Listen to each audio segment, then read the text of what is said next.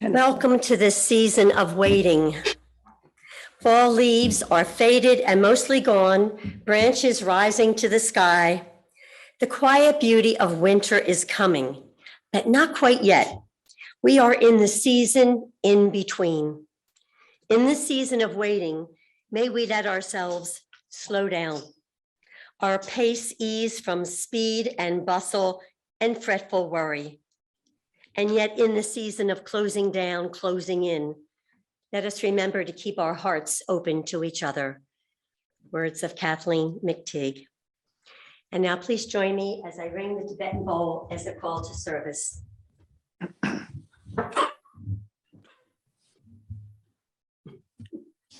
You on? You. It was here and then it disappeared, so I don't know what happened. But yeah, I assumed that the volume. As I ring this Tibetan bowl, listen as the sound fills the sanctuary and then recedes back into the silence. This is the time to quiet your mind and heart to receive all that this service can bring to you and all we can bring to each other. And I will ring it. You can hear it in your hearts and minds and rest with that for a moment.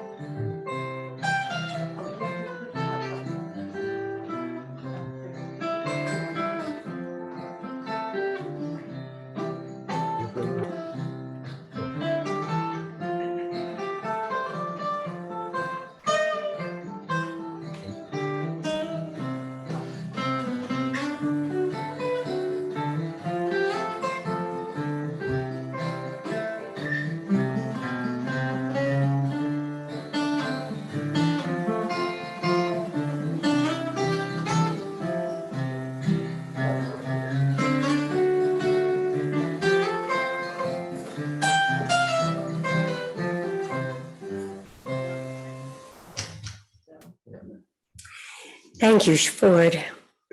Well, good morning. Good morning and welcome to our members and our friends and visitors to the Unitarian Universalists of the Chester River, a church relevant in our lives, active in the world, and grounded in love and justice. Perhaps you join us this morning seeking community, seeing familiar faces. Perhaps you are seeking comfort, as many of us are, or a deepening spirituality. Wherever you are on your life's path, we welcome you this morning. At UUCR and many of our UU sister churches, We follow a shared monthly theme for Sunday services. And for December, the theme has been Opening to Joy. To begin the service, I read Kathleen McTeague's words on this busy, busy season and the wise invitation to slow down from the speed and the bustle and the worry. May today's service be a respite from that busy world that you have left behind, as each of us creates that needed space for joy to come into our lives. My name is Annie Lavin, and I'm your service leader this morning. With each passing week, it seems more and more like our traditional services as we gather here in the sanctuary. And now with the added bonus of welcoming those at home via our live Zoom feed. So welcome to you all. If you want to wave to each other, I think you have to look back at Jim to wave, and then they'll say yes.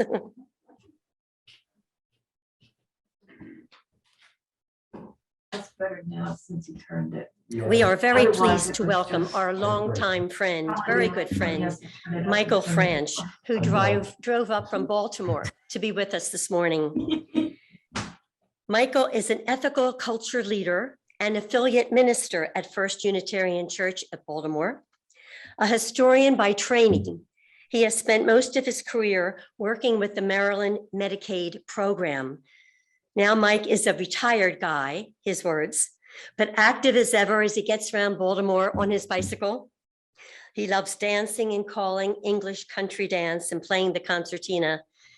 He is a board member of the Baltimore City Historical Society and of the newly formed Green Burial Association of Maryland, which he'd be happy to talk to you about if you have any questions after the service.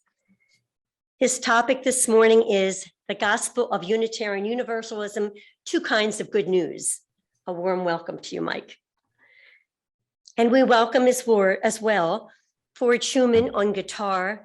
Ford is known in the community and well beyond for his gift of music, and we are grateful that he's here with us this morning to share it. And as always, gratitude to the tech team, Jim Lavin and John Ramsey.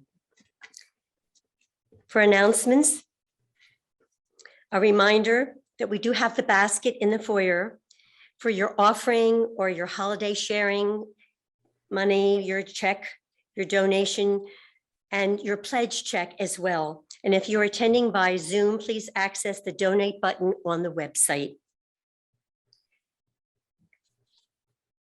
There is still time to participate in the holiday sharing with a contribution or a gift.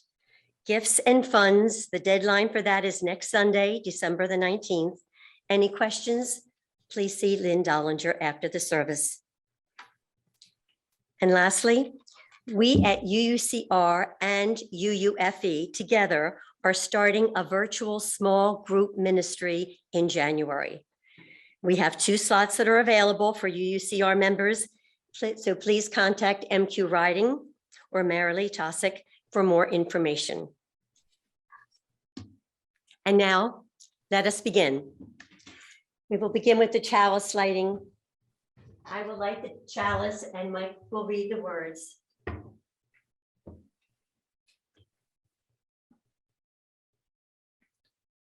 I think this got turned off. No, it's on now. Okay, great. Thank you.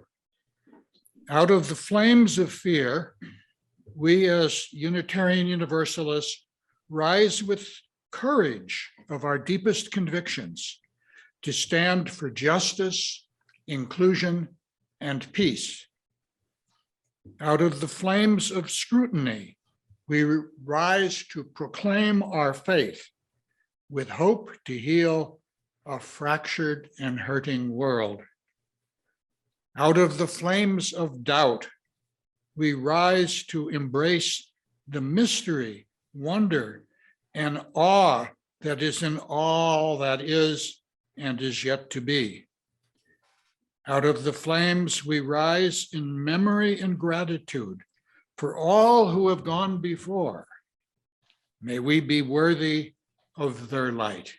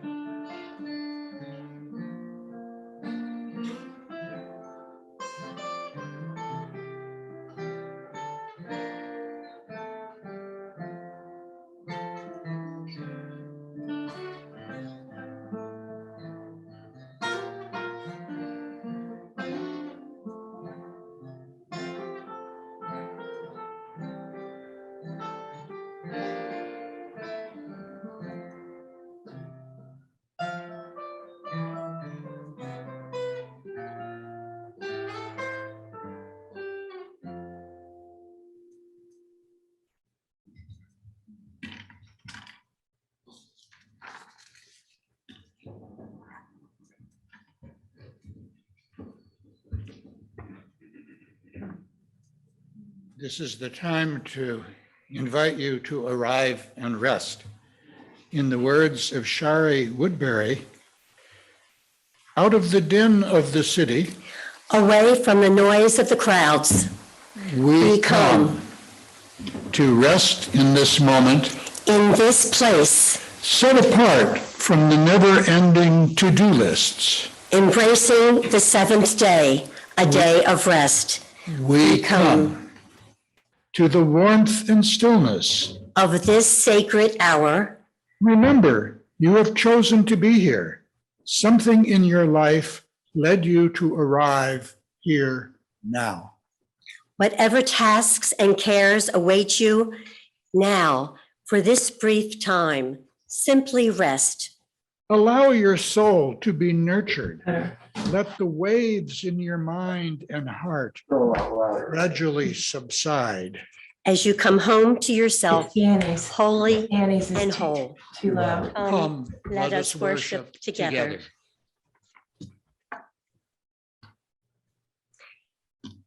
Reverend Doug Kraft from the UU Society of Sacramento. He writes that he's often asked about Unitarian Universalism, as I'm sure many of us are. And he uses the following metaphor to explain our purpose. Unitarian Universalism is not a rock to hold on to. It is a river to swim in. If you want a set of beliefs to hold on to, if you want rules to guide your life in all situations, if you want a foundation for a spiritual fortress, you'll probably be disappointed with us. However, if you want to dive into the river and explore, if you think that what you experience and what you do is more important than what you believe, if you want to be with people who engage in this world to promote well-being for all, we may have something to offer. Life itself is more like a river than a rock. Life is in flux. It changes, it twists and turns, it ebbs and it flows. When a river encounters a boulder, the boulder may win for a while, but eventually even the most massive stone is worn away by the currents of time. Unitarian Universalism is about learning how to swim the river rather than climbing out of it onto a rock.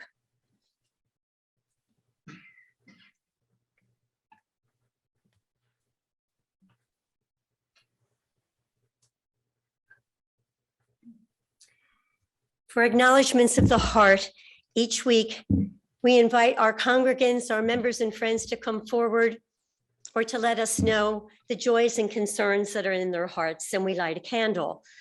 Last week, we were able to start inviting people to come up to the mic with their mask and to share it in that way. So we will begin that. I'll do the first one. I'll read it first and then I'll go over and light the candles because I've been told where I'm supposed to be standing. Okay. The first candle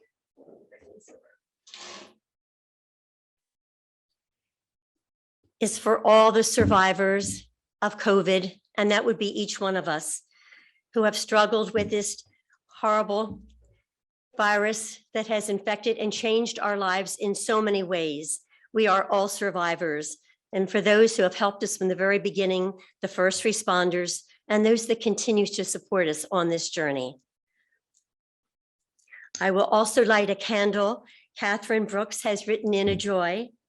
She says, I'm ecstatic to report that my husband, Ted, has had his heart ablation surgery on Monday, and it was very successful. He has more energy than he's had since COVID began.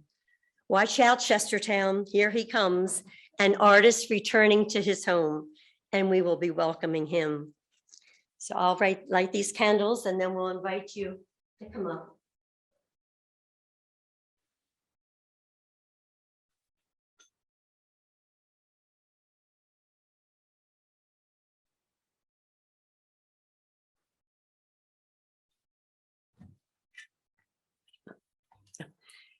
Does anyone have a joy or concern they would like to share?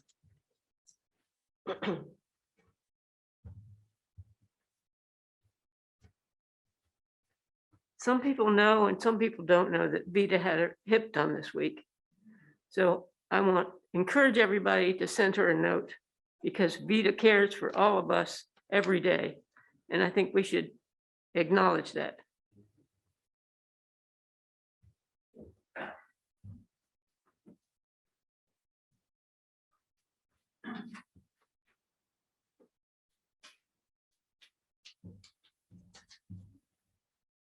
I found out that my good friend Vita Morley is at home now after her surgery.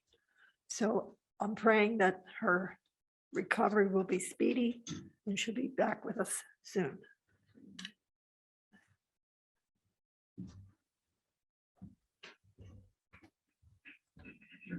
My sister-in-law, Kathy Riding, will be going in for brain surgery on Tuesday. This is her 5th brain surgery. We're hoping that they get the tumor and that she comes out safely.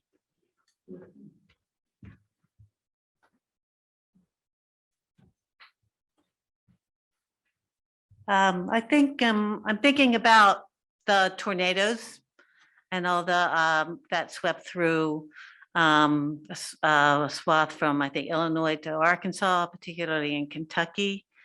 And the people who lost their lives, the survivors, the communities that were devastated. Let's hold them in our hearts, support them in ways that we can, and wish that they can put together the pieces of their lives. So that's what I'm thinking about this morning.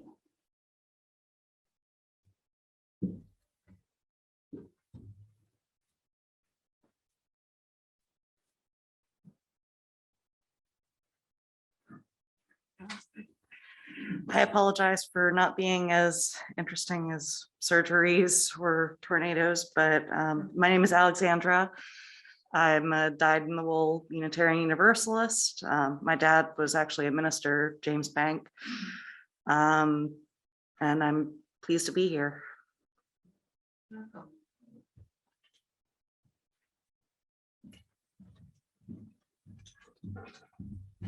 Just thought I'd take the opportunity to express my gratitude and hopefully yours to the musicians who come and share with us every week. Ford, for most of them are my friends and bandmates from time to time, but they generously give of their time and come, and I just am grateful for them.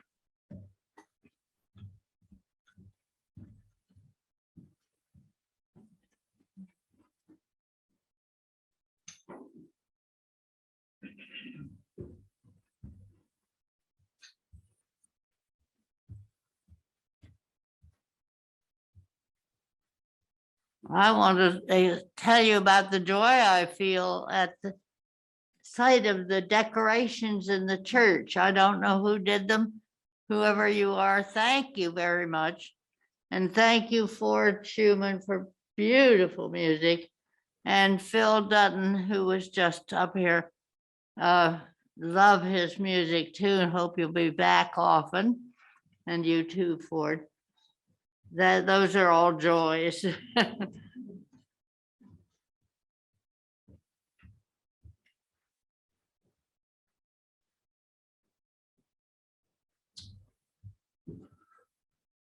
Good morning. I just wanted to say, and forgive me, Diane, if you're on Zoom. She's not here today. She did not sleep well last night. And I'm worried about her, concerned about her. She's struggling very difficult struggle with her daughter, Nina, who's going up and down in various ways, and the 3 children who are affected and all that. So keep Diane in your heart, please. And sorry, Diane, I'm going to get scolded when I get back home, I think. You know.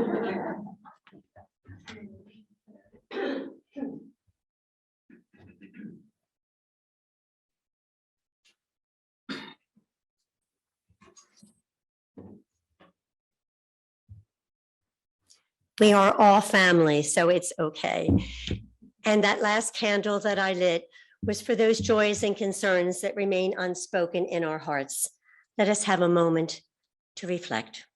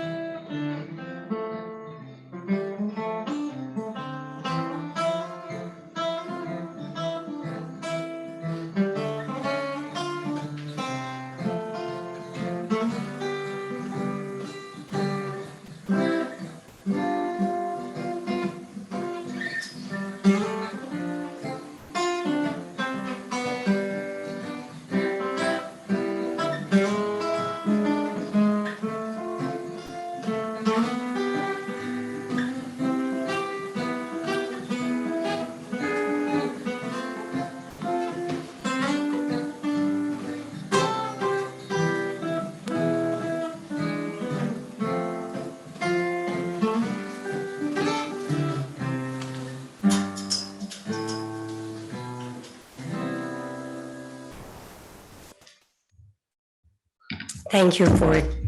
I don't know if you can see the candles from where you're sitting, and they're kind of behind all of this, but there are so many today, and I'm just looking at them, so many prayers and joys and intentions and gratitude that are being represented with these flaming lights.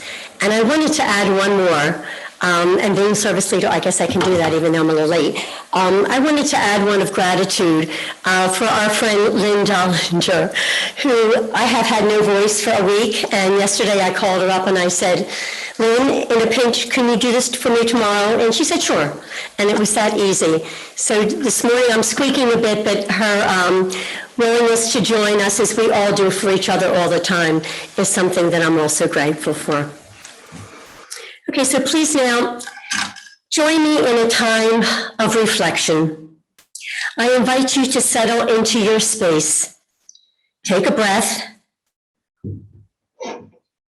and rest your mind from thinking.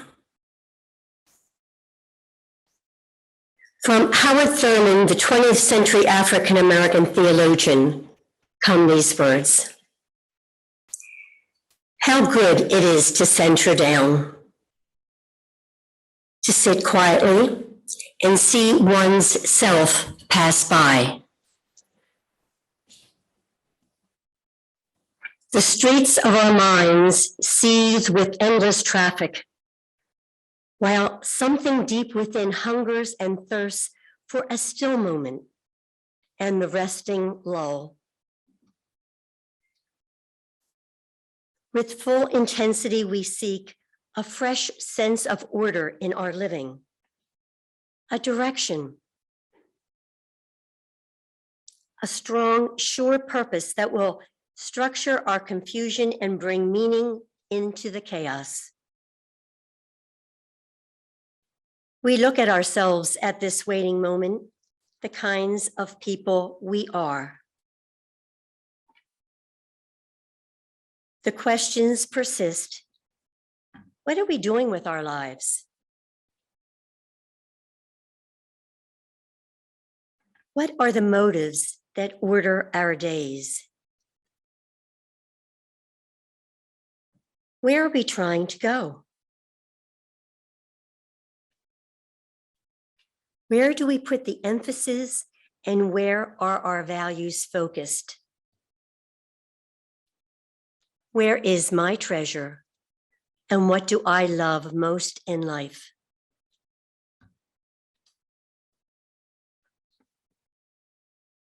To what am I true? Floating up through all of the jangled echoes of our turbulence, there is a sound of another kind, a deeper note which only the stillness of the heart makes clear. For a few moments, I invite you to sit with Thurman's questions.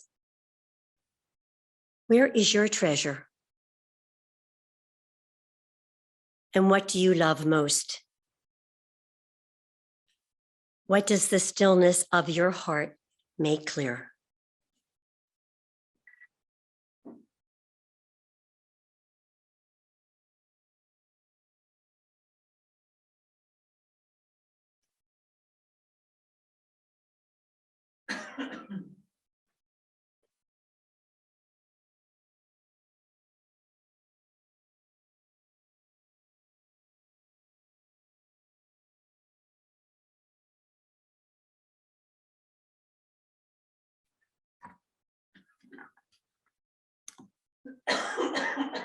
Blessed be. And now it is with great pleasure that I invite Mike Franch to come up to the podium and speak of the gospel of Unitarian Universalism, two kinds of good news.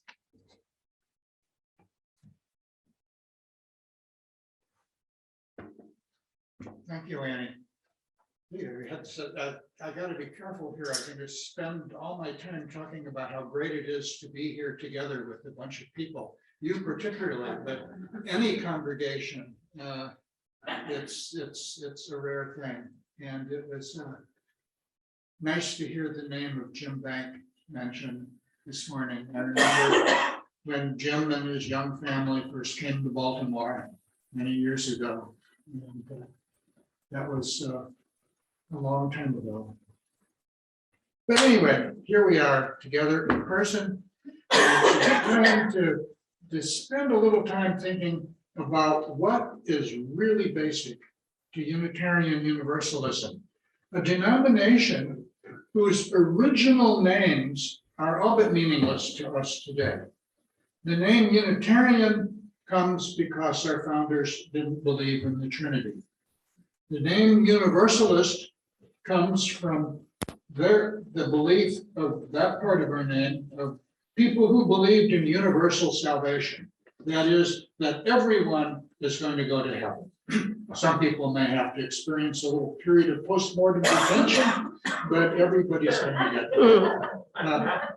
My guess is that none of you have ever heard these doctrines preached from your pulpit, from any Unitarian Universalist pulpit. In fact, these days, I think you could be a Unitarian who believes in the Trinity. And a Universalist who believes that when you die, you're dead, and that's the end of it. We are largely identified by our social action and our liberal views. These are certainly things that make this a good home for me, but that's not all that we are. Our views and good works flow from and are reinforced by the ideas that underlay how we behave in the world. Indeed, I think we have a message for the world. Let's call that message our gospel. You know, we don't use the word gospel much in our denomination, especially those of us who tend humanist, but it's a good word. The word gospel comes to us by the way of the Greek and Latin and Anglo-Saxon. We get the word evangelism from the Greek and Latin, and those are the words for good news, which in Anglo-Saxon is Godspell, meaning good story. So this morning, I'm going to be Mike the Evangelist, talking about our Unitarian Universalist gospel, our good news. And we've got good news to proclaim. In fact, we have some uppercase good news, capital G, capital N, and we've got some lowercase good news, that is small n, small g. So these are two kinds of good news, and they're both good, but I think it's important to know which is which. Now, of course, I'm using good news somewhat playfully this morning, but also seriously. What is our good news? Our fundamental message? What I'll try to do this morning is make a distinction between our social action and the ideas that underlay it. They are interrelated but distinct. Our social action and the causes that we support are crucial to who we are, but they're not all that we are. And I'm using the idea of good news to try to make that distinction. And I believe that we have significant good news. So let's start by considering our lowercase good news. And I'm defining this kind of good news as really important and fundamental to what we do, but still different from our uppercase good news. And I'm going to give you some examples here, and then I'll explain what I mean here. I'm happy that my home congregation is active in the community. I'm so happy that we do good things. I would not want to belong to a congregation that was not involved in building a better world. Unitarian Universalist congregations all over the country are proclaiming and are engaging in anti-racism work. We're looking at white supremacy in American institutions and history, and we're looking at it in our own churches and denomination, and we're looking at it in our own lives. That's good news. We have worked on, and indeed we're still working on, issues of gender, sexual orientation, and sexual identity. We've developed a welcoming congregations, so congregations can justifiably signal that they are welcoming congregations. That's good news. And while it seems natural today, it was the result of a long process. None of this good news came without effort. These were not easy automatic things. Our attitude toward LGBTQ plus people was not always welcoming. Our congregations debated hanging rainbow flags. Coming out against apartheid was not always a given. At some periods of our history, and in some parts of our history, sorry, I say again, in some periods of our history and in some parts of our country, our congregations represented the conservative establishment. It took work to become the denomination we are, or more accurately, to become the denomination we are becoming. In that regard, I mean, Mark Morrison Reed's book about Selma and how it affected the UU denomination. We were pretty conservative racially before the civil rights movement. You know, we liked we could get kind of a little bit puffed up about our role in the civil rights movement. We did have a big role. We had ministers involved in the summer march, but it wasn't an automatic, easy thing. If I were talking to somebody who was looking for a new religious fellowship and wanted to know more about us, I would certainly emphasize these good news items that I've been talking about. The good things that we have done and are doing say a lot about the kind of community that we are. They are important to do because they make us who we are and who we want to be. It's good news that we do these good things, but they are not our uppercase, capital G, capital M, good news. We do these things that I've been talking about because our uppercase good news tells us to do them, calls upon us to do them. You might say we do them not because they're all our purpose, but because they're our job. These are things that we're supposed to do. They are the outward signs of our inner belief. Some people might come to us because they like our stance on causes, and I certainly hope they do. But our stance on causes is not the capital letter good news we proclaim. They are behaviors. They are behaviors, these efforts at social justice and racial equality and all the other good works that we do. They come from our underlying and more basic capital G good news that we proclaim. So let's look at this capital G good news, capital G, capital N good news. That is the ideas and practices that underlay our good works. And the best way to do that, I think, and of course, because I'm a historian, I think it's the best way, is to start at the beginning with the first systematic and very popular proclamation of our good news, which happened in Baltimore in 1819, when William Ellery Channing came down from Boston to preach the ordination sermon for Jared Sparks, the Baltimore's congregation's first minister. And this was at a time when biblical criticism and the historical approach to religion were in their infancy. And the Reverend Mr. William Ellery Channing made a number of radical statements, some of which still speak to us today. Now, I could spend 90 minutes analyzing his 90-minute sermon, and I'd love to do that, but not today. But here's just a few points. Preaching from 1 Thessalonians 21, prove all things, hold fast to that which is good. Channing made these points. He urged the congregation to bring their intelligence to the Bible, just as they would to any other documents. In other words, he was saying, think, people, use your minds. And he discarded much of the Bible as time-bound and inapplicable to modern times.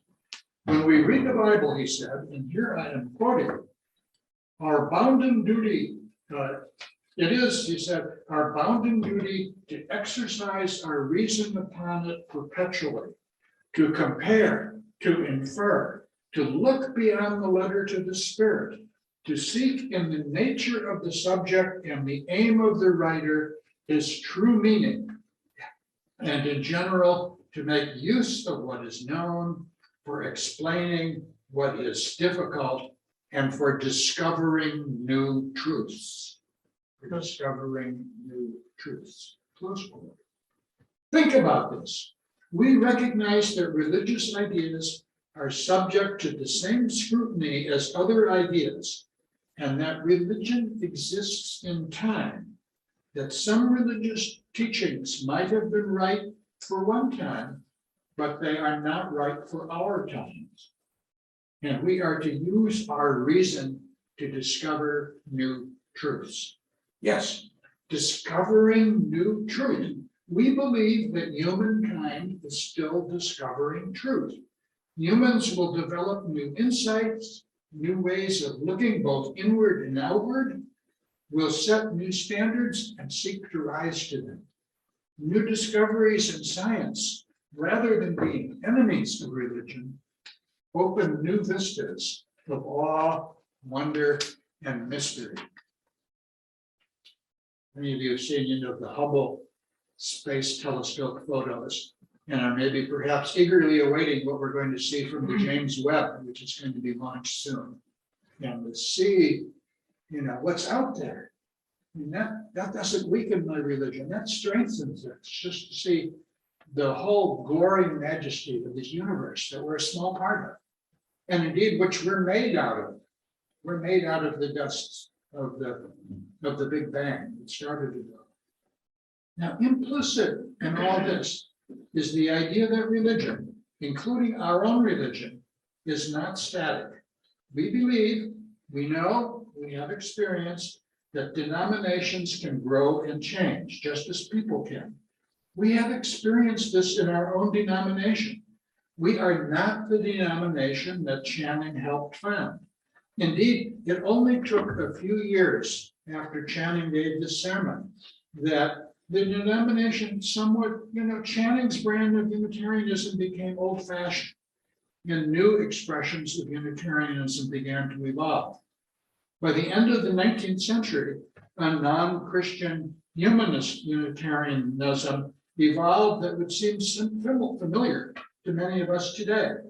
And in the 20th century, we have welcomed neo-pagans and followers of earth-centered religion into our community, which is now a Unitarian Universalist community. And I should acknowledge I'm really slighting Universalist history in this sermon. Now, some people, not everybody was happy with this development. Some wealthy members of First Unitarian Church in Baltimore were so unhappy about this movement away from the traditional Christianity that they donated this Tiffany glass mosaic of the Last Supper, which we now have in our chancel, literally gluing the old faith to our church wall. And it still dominates our chancel,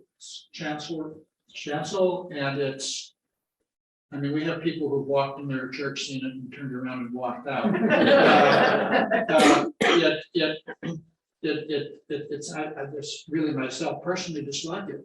But I know that it's important to some of our other members in our congregation who love it. And so I can't despise it because people in my community find meaning in it. And I think the point here is that, we did evolve. And here's the key point here, I think, is that nobody got forced out. Nobody forced out. These people of all these different views still have a home. And I'll come back to this in a moment. The point I'm making here, though, is that our capital G, good, capital N news, is that religion is an evolving institution, and we are an evolving religion. And that's really good news, is that you and I are part of this evolution. We are making it happen. Channing did his part, but now it's the time for us to do our part. In essence, what I'm saying to you is that, you are now more important than William Elroy Channing, because you are the makers of the Unitarian Universalism of the present and future. Furthermore, here's more Unitarian Universalist gospel. We are honest about what we know and what we don't know. We are open to the truth and insights into how to lead a good life wherever we find it. This leads to the liberating good news, I think, that no religion, including our own, has the whole truth or the final truth. This builds in, or it should build in, a sense of our own limitations and thus humility in our engagement with the world. We have to follow our light, but we're not going to use our light to set fire to somebody else's beliefs. And as a corollary to this, we are comfortable with doubt, comfortable with not having the final answers. And Annie's reading there, they're perfectly tied into this, we're like a river here flowing here. We have our truth, our gospel, our good news, but we know that there are other approaches to religion, other approaches to leading a meaningful, ethical, caring life. And that these other approaches also have value. We are open to learning from them. I find this comforting. You know, we're a small denomination and we don't have to save the whole world ourselves. You know, there's other good folks out there. They're motivated by their own good news, but we can all be working together. Okay, you might be thinking, well, good enough with your good news about religion and how denominations work and all that. But what's your good news for me as a person? Wondering? You know, you might be thinking these ideas are good, but religious life is lived in congregations like this one. If I'm a member of a Unitarian Universalist congregation, what does this mean for me? Well, I'm glad you asked. The best statement I've ever read about what a congregation should be doing comes from the Geneva, Illinois Unitarian Society. In 1842, when they organized, they declared their purpose. We can say they declared their good news. This is what they wrote. Being desirous of promoting practical goodness in the world and aiding each other in our moral and religious development, we have associated ourselves together, not as agreeing in opinion, not as having obtained universal truth in belief or perfection in character, but as seekers after truth and goodness. Seekers after truth and goodness. Promoting practical goodness in the world. You know, in modern terms, that's social action. Aiding each other's moral and religious improvement, spiritual development, a statement of community. Not necessarily agreeing with others, not people who have arrived, but people who are arriving, people who are seekers. Note that what is not in the statement that I just read to you, it is not a statement of belief. What it says is that these are our aspirations, and more importantly, and by implication, that we can do this. These are the things we want to try to do, and we believe we can do this. Helping each other, we can achieve these things. We can live our lives this way. So this little congregation in 19th century Illinois, which would have been much less diverse socially and theologically, and in almost every other respect than many of today's Unitarian Universalist congregations, put its finger on what binds our very diverse congregations and denomination. We are here to help each other in a mutually respectful way. Some congregations make it a practice of ending their services by singing. There's a great little thing in the gray hymnal. From you we receive, to you we give, together we share, and by this we live. I said that to you rather than sang that to you. I think you should be grateful for that.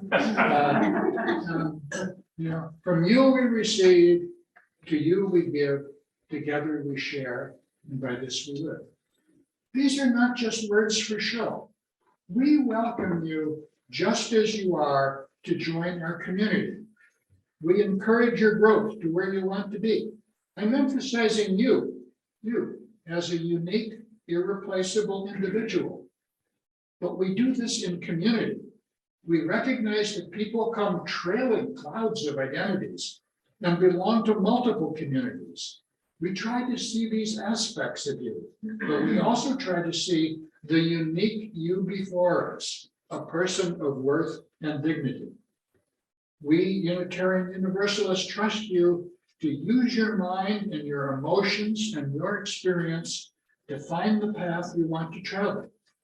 We believe that a religious fellowship does not need to have a doctrine dictated to it, that we can build an intimate, supportive fellowship of people who believe very different things about some ultimates, about whether there is a God or God, or gods, or life after death, or whatever.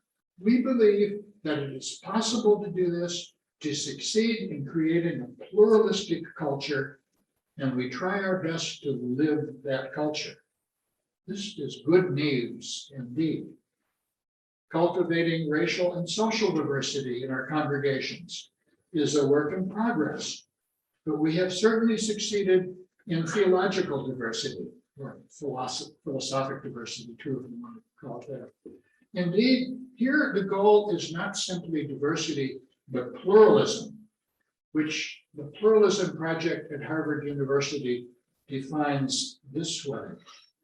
It defines pluralism as the energetic engagement with diversity. The energetic engagement with diversity. It's not just getting along. We don't want, in the words of the Pluralism Project, quote, mere diversity without real encounter and relationship, close quote. We want real diversity, we want real encounter and relationship.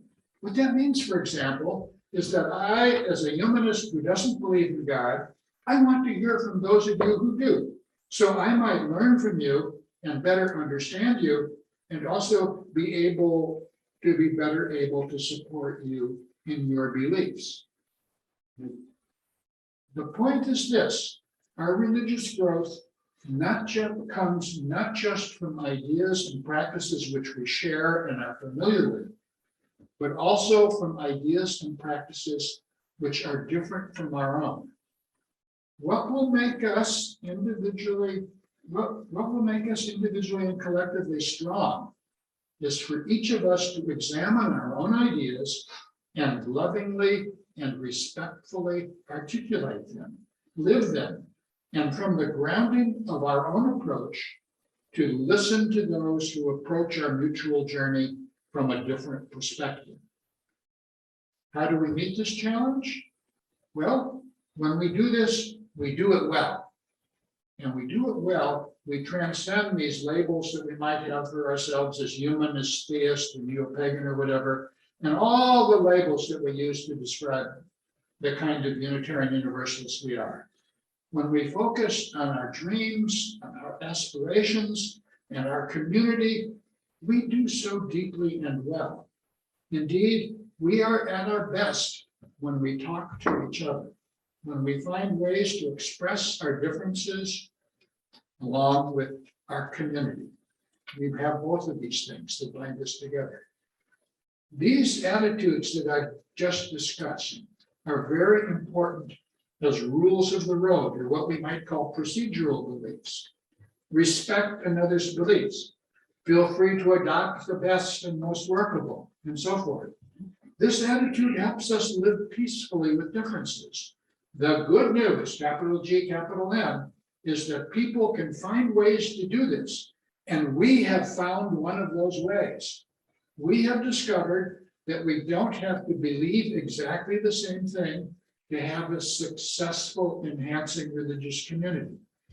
The shared spiritual life, however you define spiritual, and I know some people have like that word, and some people have trouble with it. However you define it, doesn't depend on uniformity of belief, other than the belief that we can travel the path together, abiding by some simple rules of the road. I think our congregations model for the larger community that communities can exist and flourish without being uniform in belief if they are united and unified by mutual respect.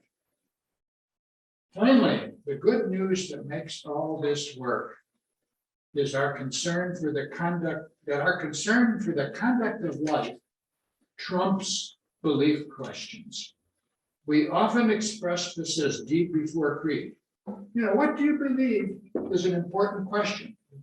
But what we're really interested in is how your belief influences your behavior toward your fellow human beings and toward this world around us. Do your beliefs affect how you walk in the world? We believe that working together, we can be better people, creating a better world. Good news indeed. And that is where our lowercase good news and our uppercase good news meet. All these good news things we do, our social actions, our being open and welcoming, our respect for the individual before us flow from and support and enhance our good news, the uppercase good news. The lowercase good news gives action and life to our uppercase good news. Our gospel only lives as we make it live. In fact, let's be specific about that word, we. Our gospel only lives as you and I make it live. So this then is our gospel, our two kinds of good news.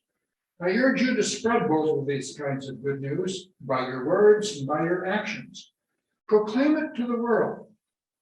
Proclaim to the world that we believe that human beings acting together become better people and can make a better world, and that we can be better people in that better world.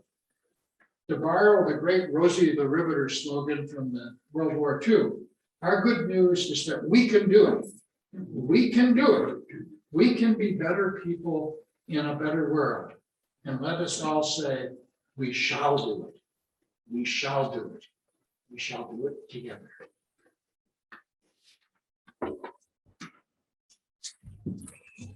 Thank you, Mike. That really resonates with me, and I'm sure it does with each of you as well. For our closing words this morning, Irish playwright George Bernard Shaw, who wrote Pygmalion and Cleopatra and so much more, had the interesting suggestion that every citizen in a civilized society ought to be brought before the bar of justice periodically to justify his existence. Interesting. Years later, and much closer to home, UU Reverend Henry Meserve asked the provocative question: if you were arrested for being a Unitarian Universalist, would there be enough evidence to convict you? Think about it. Would there be? We know the stories of Channing and Parker and Hosea Below and Susan B. Anthony and Dorothy Dix and Clara Barton and so many other giants in social outreach who are easily identified as UUs by their actions. And we honor and praise them. But let's take a moment as our service comes to a close to hold up with gratitude the litany of others throughout the years whose names are unknown to us today. Some long forgotten, others more recent whose names will also be forgotten, and yet whose shoulders we stand on as we share their passion for social outreach.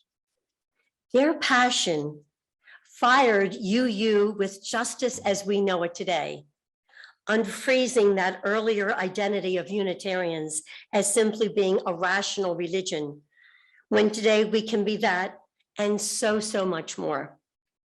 And underlying it all is the spiritual discernment and the integrity that we bring to our actions. We stand together in living out the gospel of our times. I do believe we, all of us, could justly be rounded up and rightfully accused of being UUs, and that would be a very good thing. May this hour that we have spent together have been a respite from the busy world that you left behind, and may you have found meaning that resonates with your deepest beliefs and your faith values. Please join me as I virtually extinguish the chalice. We extinguish this flame, but not the light of truth. Our community, peace we carry in our hearts until we meet again.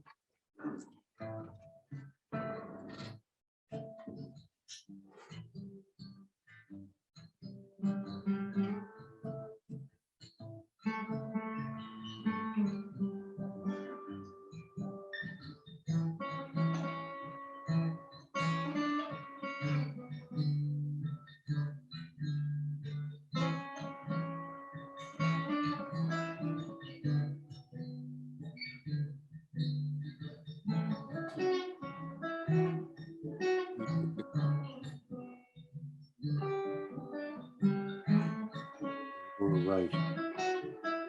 I know. Do it on the image. So.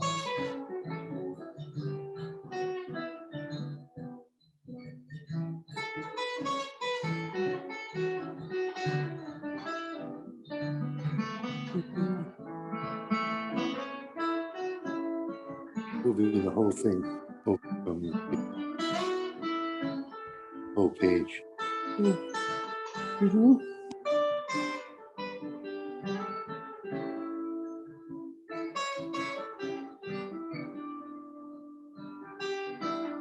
Don't know why.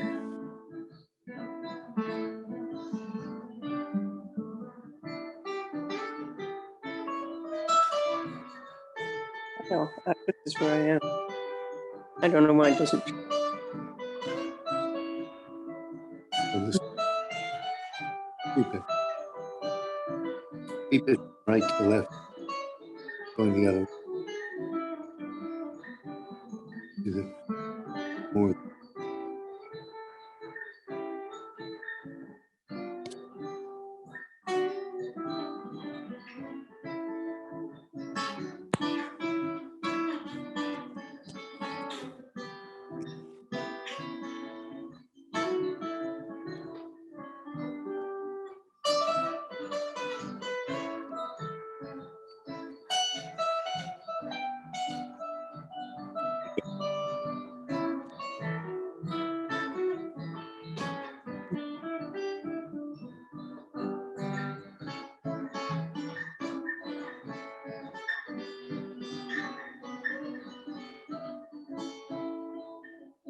Mhm.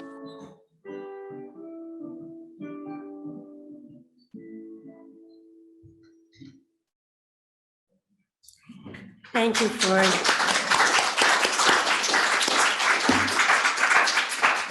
And so, for those of you who know God, may God go with you. For those of you who love life, may life return the affection. And for those of us who are seeking the path of truth, may the path be found and the grace to walk it proudly. Have a wonderful week. Blessings to you all. Amen.